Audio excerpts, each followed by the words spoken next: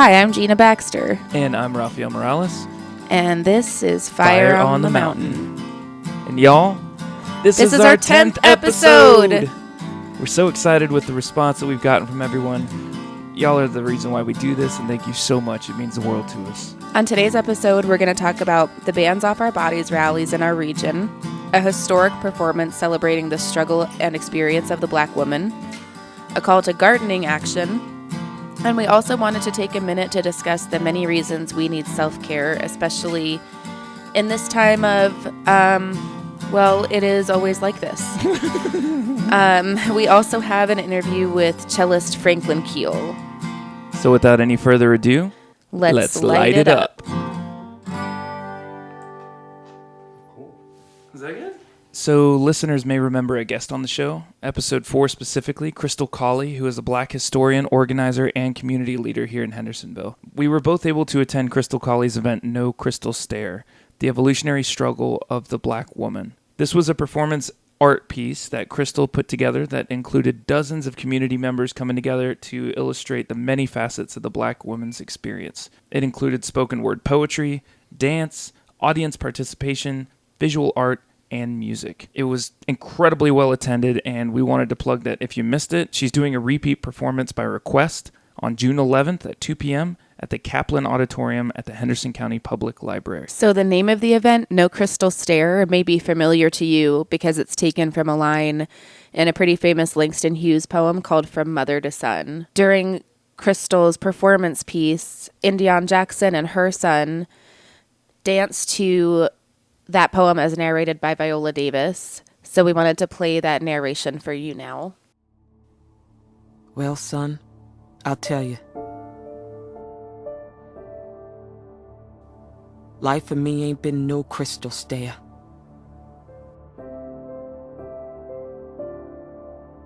It's had tacks in it. And splinters.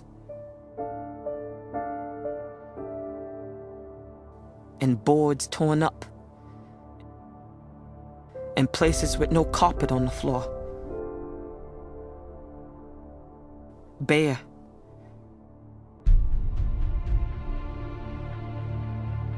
But all the time I's been a-climbing on. And reaching landings.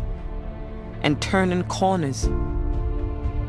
And sometimes going in the dark where there ain't been no light. So boy, don't you turn back. Don't you sit down on the steps 'cause you find it's kinda hard. Don't you fall now. For I's still going, honey.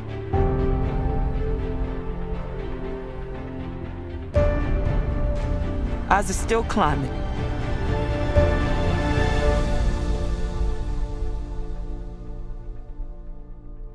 And life for me ain't been no crystal stare.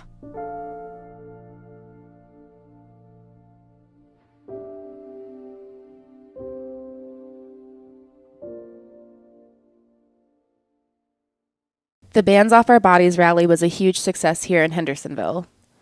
Dylan, my husband, and I were able to attend, and we went with a group of people for safety and solidarity. But when we got there, we realized that we were actually not going to be the only ones there, which was at least my fear. The Times News reported, quote, hundreds were present, which definitely seems right to me, but I couldn't get a more specific number. I just kept thinking that there were so few antagonists there that I couldn't believe it.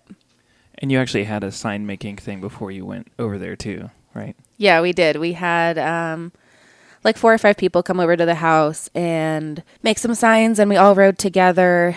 The idea was that in the past in Hendersonville, it has not always been super safe to gather and rally and protest and be loud about what you believe in. So we were a little concerned that we would need to show up in a group.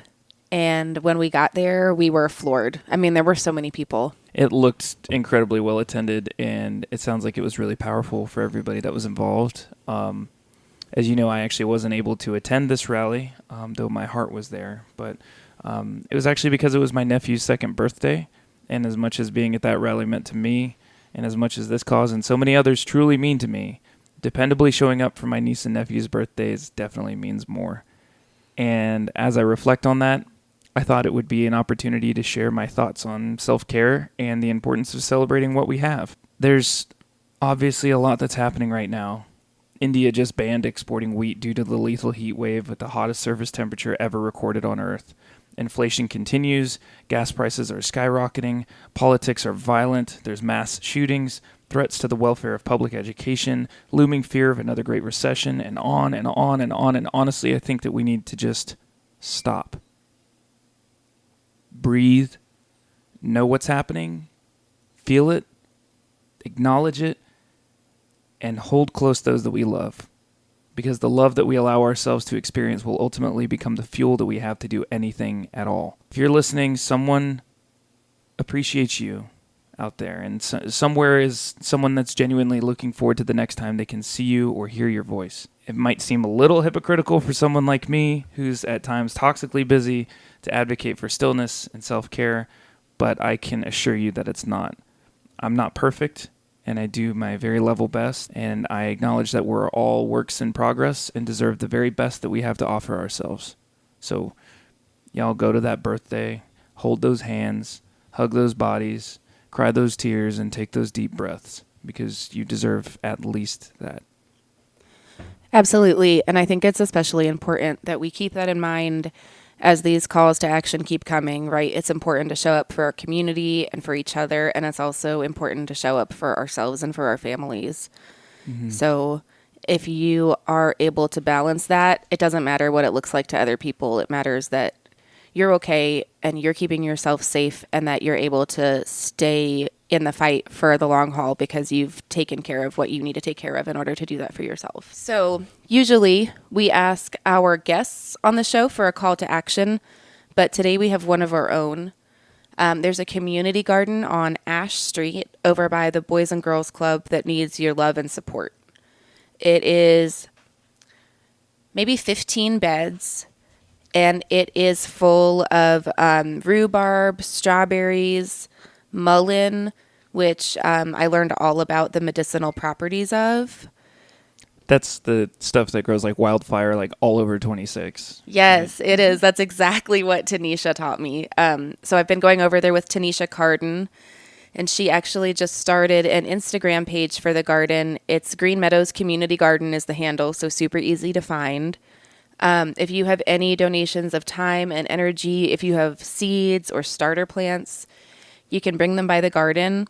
And the way that it works is that you put in the work that you can put in. So you can go in there and weed, you can plant stuff, you can help build a fence around the outside. We're having some mulch delivered, hopefully today. So raking mulch into beds would be super helpful. But everything that comes out of that garden will be available for the entire community. So it's kind of a way for people to be able to make their love and effort into a tangible thing that they can use to nourish their communities with. So I've been pretty obsessed with it lately, and it's growing. I just went back there yesterday after a few days, and I can see a difference. People have been in there weeding and planting new stuff. So if you have the time and energy, please come out there. With that, we're going to take a short break, and whenever we come back, we're going to have my interview with cellist Franklin Keel of Sirius B outside of the Orange Peel next to the Gogol Bordello tour bus. There was a benefit tour that Gogol Bordello did for Ukraine. Gogol Bordello, whose front man is Ukrainian, the Solidarity tour, and I was able to pull Franklin Keel away for a minute and have a pretty awesome conversation. One of our sponsors today is the Honey House of Vintage, owned by our dear friend Mariah. The Honey House of Vintage features clothing and accessories from the 1950s to 2000 for all styles, subcultures, and body types. Open noon to 5 p.m. Tuesday through Saturday. Light tailoring and alterations and consignment available by appointment. Find us on Facebook or call 828-388-5373 for more info. Mention the ad for 10% off purchase.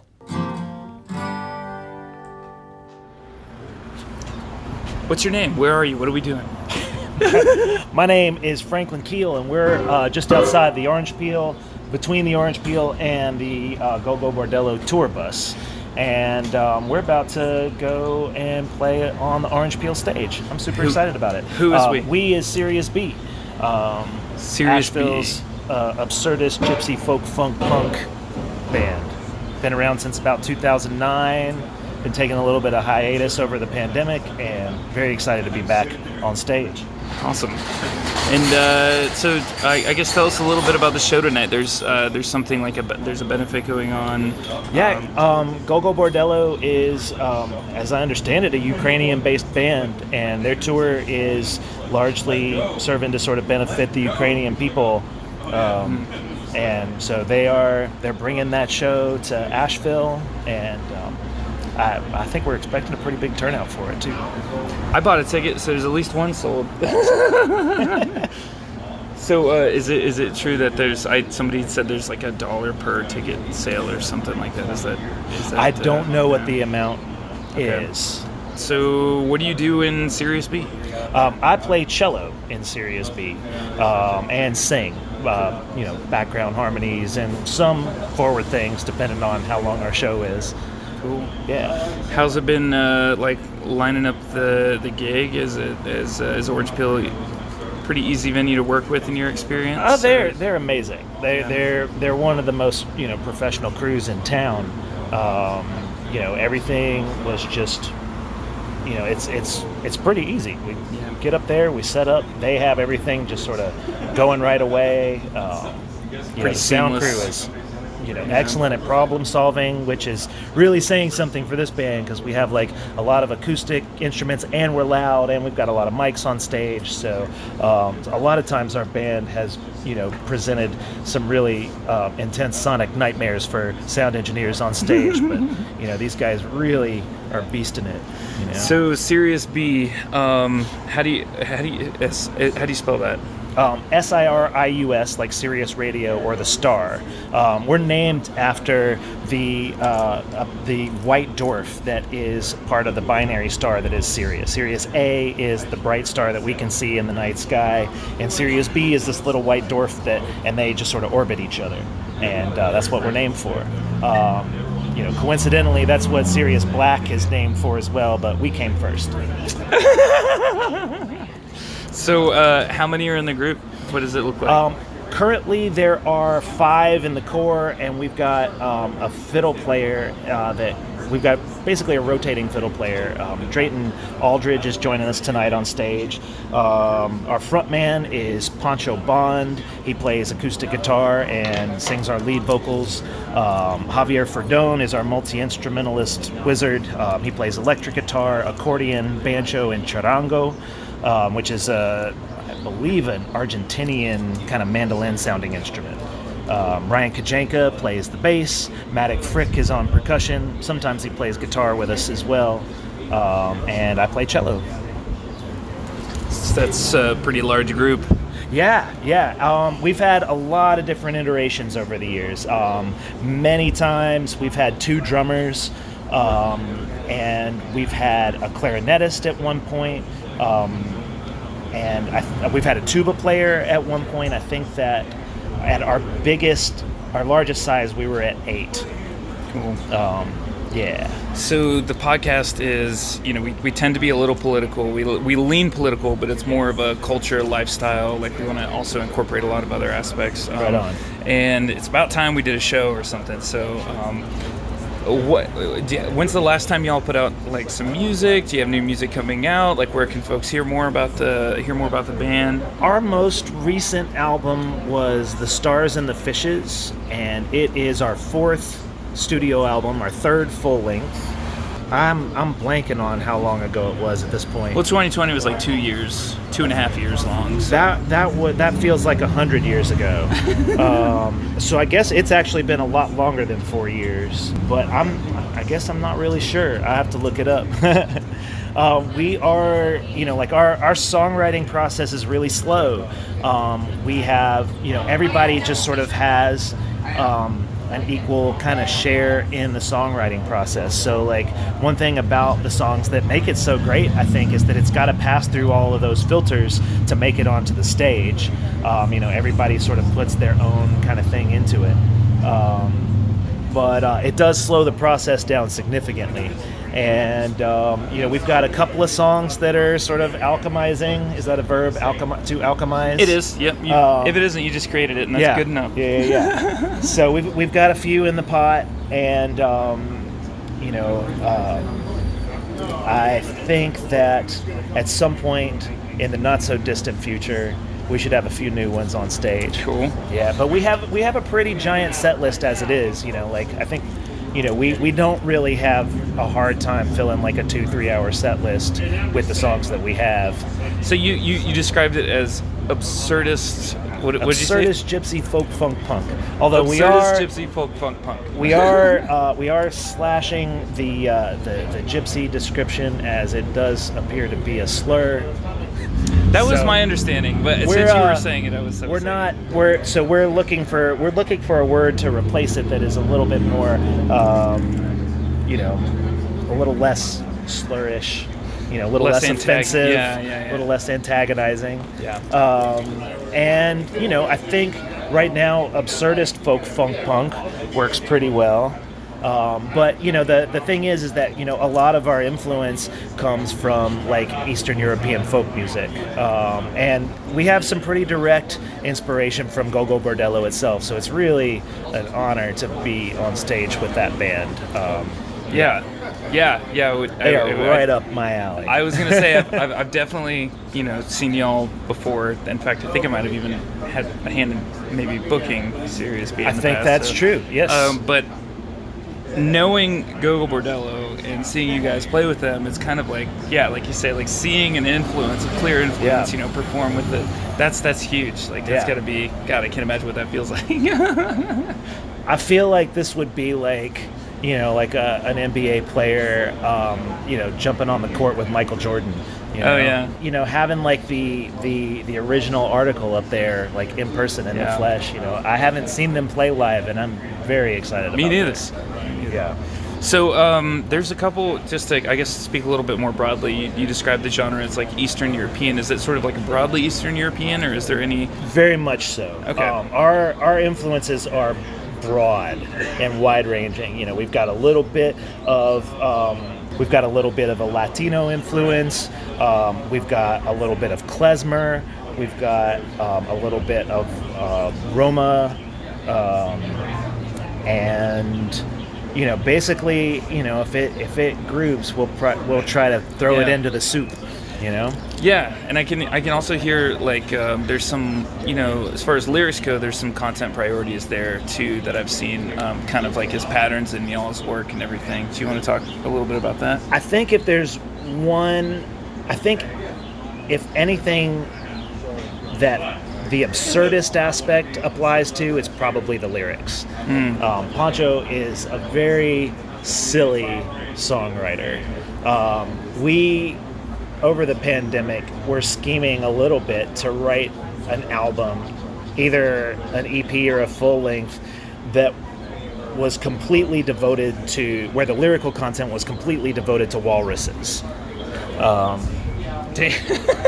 And, there is a little bit of, an edge to his silliness. We have a song on Stars and the Fishes called Puerto Rico, and, they intentionally use the Italian pronunciation for Puerto Rico, and I think that that's part of the silliness.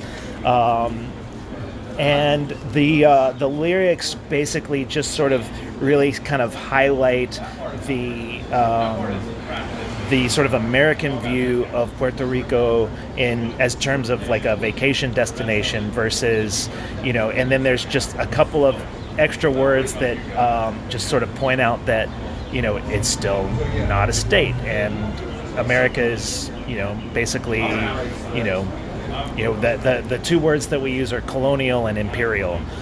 Just in between all of the like, oh, what a blast it is to visit Puerto Rico and that kind of thing. So there's other bands. Y'all are mostly Asheville based. Is that accurate? That's correct. So my understanding is there's other bands in the area in this genre as well. Like it seems like, or not maybe specifically yours, but it seems like there's like there might be some culture regionally for this style of music. Right. We oftentimes, when we are playing like at these kind of festival gatherings, I run into Keith and Sparrow a lot. They have a few Balkan influenced groups. The Resonant Rogues has had a lot of like different iterations, but there's a strong Balkan influence there, and so we run across them a lot as we're pulled onto different festival stages. There's another. We've been involved with Asheville Vaudeville a lot. There was a group called Plank Eye Peggy that's like kind of circus punk, kind of steampunk kind of thing going on, and they're fantastic. I'm not sure if they're still playing now. And I saw you guys had you played the Funk Wicked Weeds Funkatorium. That's right. This was Menage a Freak, and it was us, and it was Cynthia McDermott's group, Prince of Punk or something like that.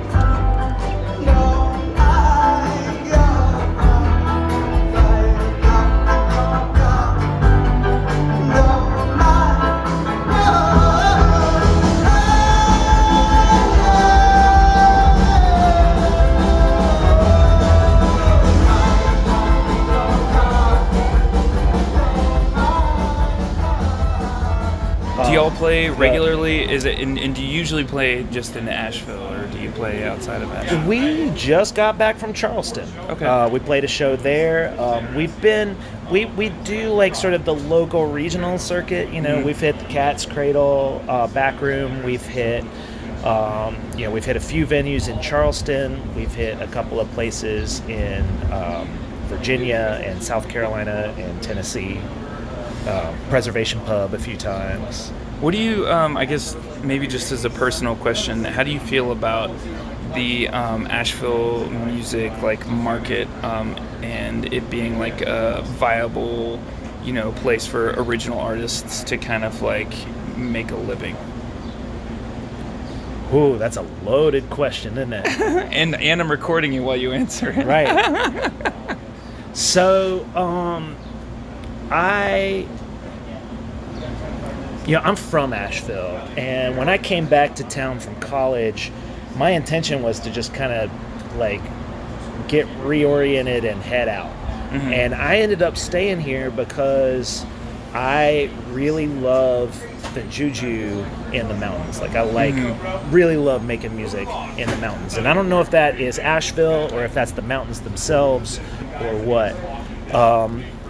But what I've found as a musician here is that there are a lot of opportunities.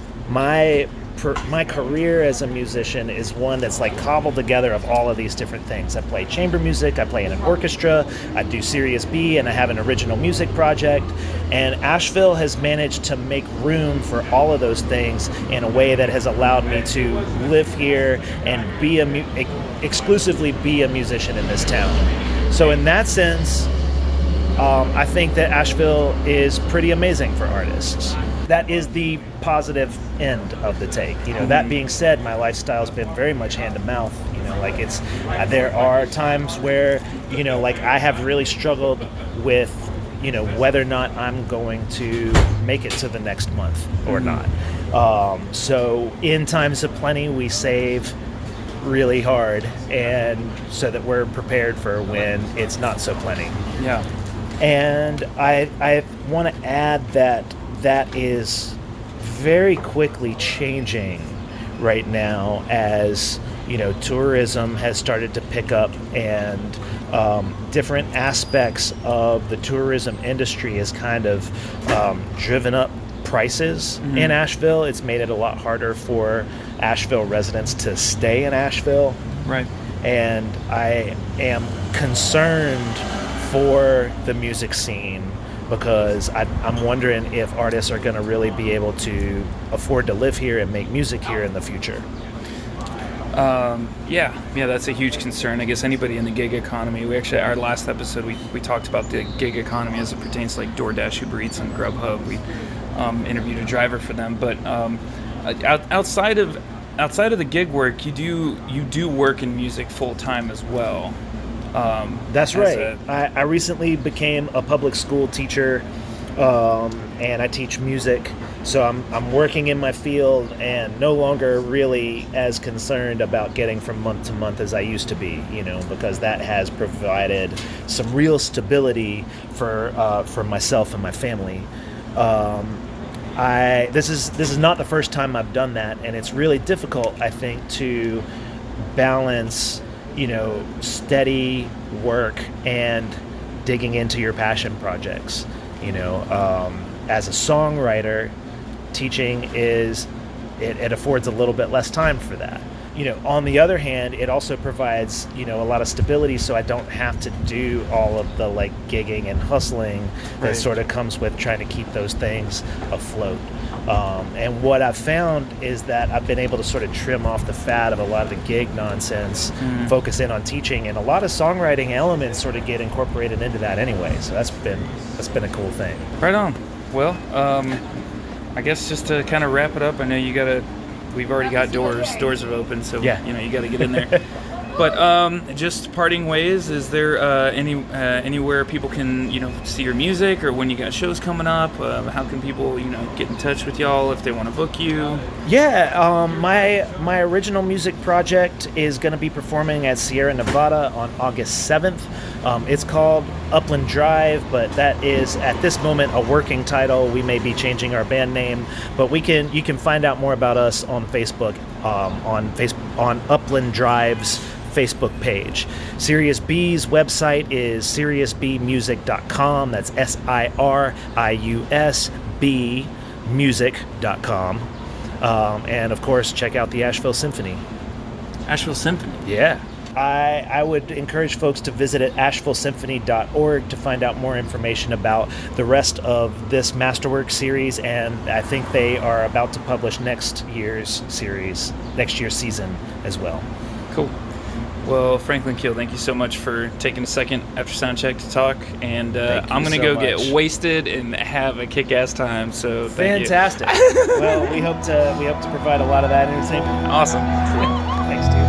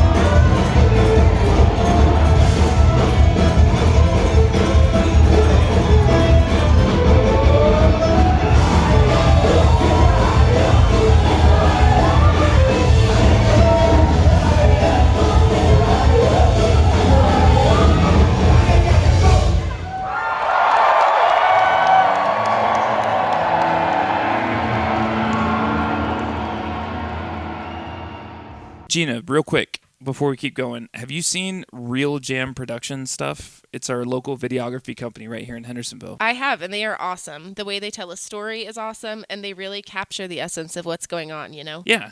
And it's not like an advertisement. It's a story that connects and resonates. When I go to places and buy things, it's mostly because I vibe with the mission. If it's a shitty owner who takes advantage of their customers or sees us or their employees as a commodity, then I'm out. And I want to know who I'm supporting and know that they have a genuinely honest and authentic vibe before I give them my money. Yeah, I know exactly what you mean. Amy and Jay at Real Jam Productions, you can definitely feel that with them. If I was a business owner or had a project that I needed to get across to the public, I would go with Real Jam. And that's spelled out REEL Jam Productions for folks at home.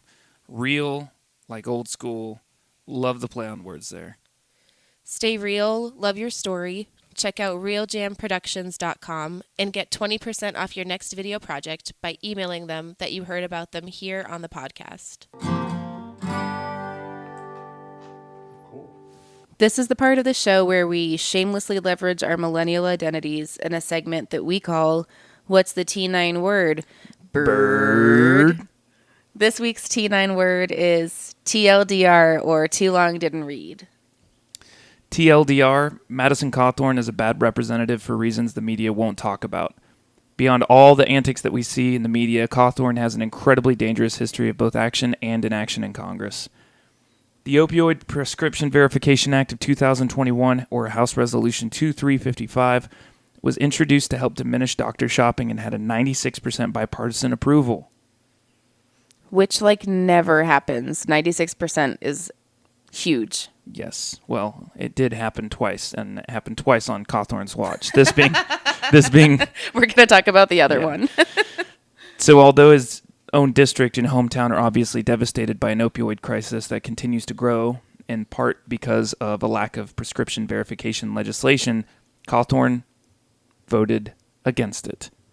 He also voted nay to House Resolution 5763 of the Further Surface Transportation Act 2021, which was written to provide an extension of federal aid, highway safety, and transit programs. This act garnered an 86% approval rating, and considering the economic impacts that the improvements to Interstate 26 have cost his constituents over the past several years, his vote here is in particular bad faith. However, most notably, Madison Cawthorn voted nay to House Resolution 6968, the Suspend Energy Imports from Russia Act of 2022. This act received again a bipartisan 96% approval rating from Republicans and Democrats of Congress alike. So there's the second time. Correct, yes. And it was considered a responsible measure to counter the Russian invasion of Ukraine. It's mind-blowing to vote against that. It's conspiracy corner only to vote against that. Yeah. And the price of gasoline is usually based on the cost of crude oil. In this moment, that means that we're paying at the pump for barrels of crude oil that cost an average of about $68.17 in 2021. We now have receipts that explicitly demonstrate that corporations have used the Russia-Ukrainian crisis to artificially inflate the cost of gas, and that is ongoing and is going to get much worse. Instead of responding to this national crisis, Cawthorn very ignorantly bolstered opening the Keystone Pipeline amidst the surge of the cost of gas. Yeah, and this was extra ignorant because this pipeline wasn't even predicted to be finished until 2030, and it was supposed to provide Alberta, Canada, tar sands crude oil, which is the dirtiest oil on the planet, and it was supposed to send it to refineries on the Gulf Coast of Texas and then be shipped overseas, so not for the U.S. Yeah, again, the Keystone Pipeline was never intended to provide gas for the United States. But Gina, to be honest, I feel bad for him. I'm not going to sit here and salivate over the media's distaste for Cawthorn. As a constituent of his in Western North Carolina, I understand what his job is. I know what he's supposed to do for me in Congress, and so do thousands of others. The fact that he relies on ignorance to win exposes his brand of politics and is embarrassing. His repeated inaction, be it Hurricane Fred, on Veterans Affairs, expanding broadband, etc., shows that he's failed to connect with what his constituents actually need. 65% of North Carolina voters are veterans. We learned that from Truett in the last episode. He's done nothing to expand access to funds or advocate for the state to assist people affected by storms, nor has he advocated for or supported expanding broadband to his rural brothers and sisters, which was included in the infrastructure bill. So, y'all, please check out his voting record. Please do the homework. So again, TLDR, there are legitimate reasons why Madison Cawthorn has very poorly represented this district and why he should be replaced, and his Republican opponents understand that.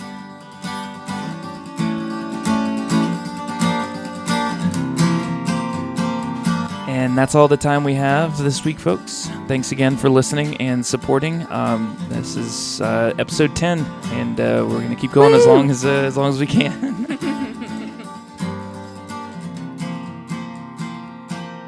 Thanks, y'all. Cool. Is that good?